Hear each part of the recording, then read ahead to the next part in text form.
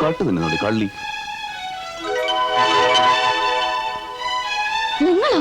നിങ്ങൾ ഇവിടെ? എന്നെ പലയിടത്തും കാണും. അത് വിട്. നിന്റെ ഈ സ്വഭാവം ശരിയാണോ ആണോ എന്ന്. ഞാൻ അങ്ങനെ ചെയ്താൽ എന്നെ ആരും ഒന്നും പറയില്ല. എനിക്ക് അത്രയ്ക്ക് സ്വാതന്ത്ര്യമുള്ള വീടാ. ഞാൻ ഇവിടുന്ന കോഴിയെ വാങ്ങുന്നേ. ഓഹോ, അപ്പൊ നാളെ നീ ഇവിടെ കയറി വല്ല പൊന്നും പണമൊക്കെ മോട്ടിച്ചാലും നീ തന്നെ പറയുമല്ലോ എനിക്ക് സ്വാതന്ത്ര്യമുള്ള വീടാണെന്ന്. ദേ, അനാവശ്യം പറയരുത്. ഞാൻ അങ്ങനെ കള്ളിയൊന്നുമല്ല. ഇന്ന് ഒരു 5 പൈസ ഞാൻ ആരും മോട്ടിച്ചിട്ടില്ല. ഇങ്ങനെയൊക്കെയാണ് ഓരോ ശീലങ്ങൾ തുടങ്ങുന്നത്. എങ്കിൽ കണക്കായി പോയി. നിങ്ങൾക്ക് എന്താ ഇതിൽ കാര്യം? ഞൊണ്ടിക്കാലൻ.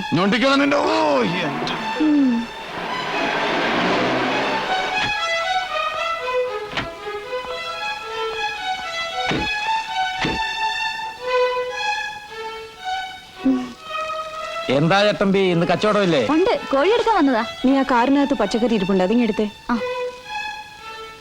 ഗുഡ്. അങ്ങനെ നടന്നു നോക്ക്, ഇല്ലെങ്കിൽ സ്വെല്ലിങ് പോവില്ല. കൊടുക്ക്. സ്വെറ്റേഴ്സാ, ഇവള് തന്നെ ഓർമ്മിച്ചിട്ട് വാങ്ങിയതാ. അതേ കേറ്.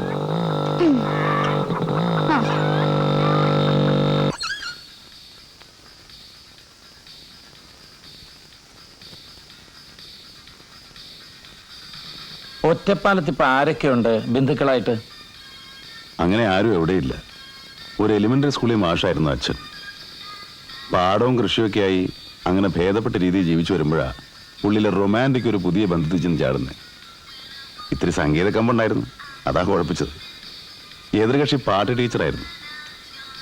അങ്ങനെ എനിക്ക് 5 വയസ്സുള്ളപ്പോൾ ഞാൻ അച്ഛൻ്റെ 2ാം വിവാഹത്തിന്റെ സദ്യ ഉണ്ടു. അപ്പോ ശിവന്റെ അമ്മ? ദോഷം പറയരുതല്ലോ.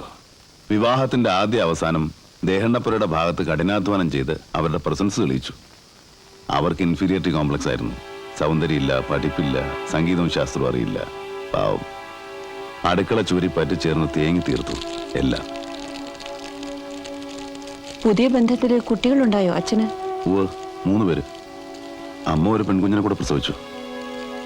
7ാം വയസ്സിൽ മരിക്കും വരെ അവൾ എനിക്ക് കൂട്ടായിരുന്നു. അന്നൊരുപാട് കരഞ്ഞെങ്കിലും ഇപ്പൊ നന്നായിന്നാ തോന്നുന്നേ. എന്താകുമായിരുന്നു അവളുടെ ജീവിതം?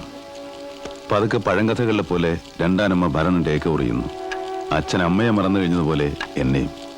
പലഹാരം പങ്കുവയ്ക്കുമ്പോഴും ഉടുപ്പും ചായപ്പൻസിലും സമ്മാനിക്കുമ്പോഴും ആ കുട്ടികൾക്ക് അച്ഛൻ മുൻഗണന കൊടുത്തു. ഒടുവിൽ സ്വത്ത് ഭാഗം വയ്ക്കുമ്പോഴും. അമ്മയുടെ ഷെയറെ കിട്ടിയൊരു കൊച്ചു വീടുണ്ടായിരുന്നു. ഞാൻ അമ്മയും കൊണ്ട് അങ്ങോട്ട് മാറി. പുറത്ത് കാണിച്ചില്ലെങ്കിലും അമ്മയ്ക്ക് അതൊരു വലിയ ആശ്വാസമായിരുന്നു എനിക്ക് തോന്നി. ഒരു മഞ്ഞത്തുള്ളിയിൽ മഴവിൽ പൂവിടും ഒരു ഡിഗ്രി കയ്യിലുണ്ടായിട്ട് എവിടെങ്കിലും ഒന്ന് കയറിപ്പറ്റാൻ കഴിഞ്ഞില്ല?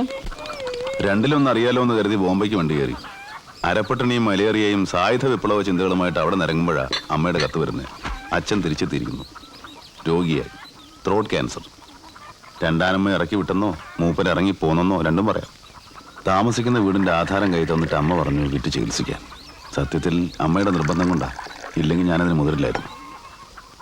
മരണക്കിടക്കിൽ കിടന്ന് എന്നോട് എന്തെല്ലാമോ പറയാൻ അച്ഛൻ ബുദ്ധിമുട്ടുന്നുണ്ടായിരുന്നു. ഞാൻ ബോധപൂർവ്വം ഒഴിഞ്ഞു നിന്നു. എനിക്കറിയാം, റിപ്പൻഡൻസ്. മരിച്ചു ഇല്ലേ? അമ്മ അകന്ന ഒരു ബന്ധു വീട്ടിലെ ചായപ്പ് കിടന്ന് അമ്മയും കണ്ണടച്ചു. ജീവിതം നല്ലതൊന്നും കൊടുത്തിട്ടില്ലാത്ത അവർക്ക് ഞാനൊരു യോഗ്യനാണെന്നുണ്ടായിരുന്നു. നടന്നില്ല. എനിക്ക് പിന്നെ ഫ്രീഡമായി, അനാഥത്വത്തിന്റെ സ്വാതന്ത്ര്യം. വളരെ വൈകിയാണെങ്കിലും 2ലൊന്ന് അറിയാലോ എന്ന് കരുതി അഭ്യുദയകാംക്ഷികളുടെ നിർബന്ധ സഹിക്ക് വയ്യാതെ ഗൾഫിലേക്ക് പറഞ്ഞു. ജാതക ഗുണം, ഞാൻ കുവൈറ്റിൽ കാലുകുത്തിയതും സദ്ദാമിന്റെ ആദ്യത്തെ മിസൈൽ വീണതും ഒരുമിച്ച്. ഭാഗ്യത്തിന് എയർപോർട്ടിന് വെളിയിൽ പോകേണ്ടി വന്നില്ല. പോയ ഫ്ലൈറ്റിൽ തന്നെ തിരിച്ചു വന്നു. അപ്പോ ഈ ടൂറിസ്റ്റ് ടാക്സി അതെങ്ങനെ വന്നു? ഒരു തൊഴിലെന്ന് പറയാൻ അതാ ഉണ്ടായിരുന്നത്, ഡ്രൈവിംഗ്. കയ്യിലുണ്ടായിരുന്നതും പിന്നെ ചാക്കോച്ചന്റെ ലോൺ ചേർത്ത് കാർ വാങ്ങുന്നു. ചാക്കോച്ചൻ ഭീകരനാ. അറുത്ത കൈക്ക് ഉപ്പ് തേക്കാത്തവരെന്ന് പറഞ്ഞാൽ പഴയ പ്രയോഗമായി പോവും. പിന്നെ എന്റെ നാക്കിന്റെ ഫ്ലെക്സിബിലിറ്റിയിൽ വീണെന്നേ ഉള്ളൂ. ഇനി മേജർ സാറ് പറ, ഈ വണ്ടി കൂടെ നഷ്ടപ്പെട്ടിട്ട് പിന്നെ ഞാൻ എങ്ങോട്ടാ പോവുക? എന്താ ചെയ്യുക? നമുക്ക് രാവിലെ സ്റ്റേഷനിൽ ചെന്ന് കംപ്ലൈന്റ് കൊടുക്കാം. CI വർമ്മ എന്റെ നാട്ടുകാരനാ, അടുത്ത ഫ്രണ്ടും. നമുക്ക് 2ലൊന്നും അറിയാലോ.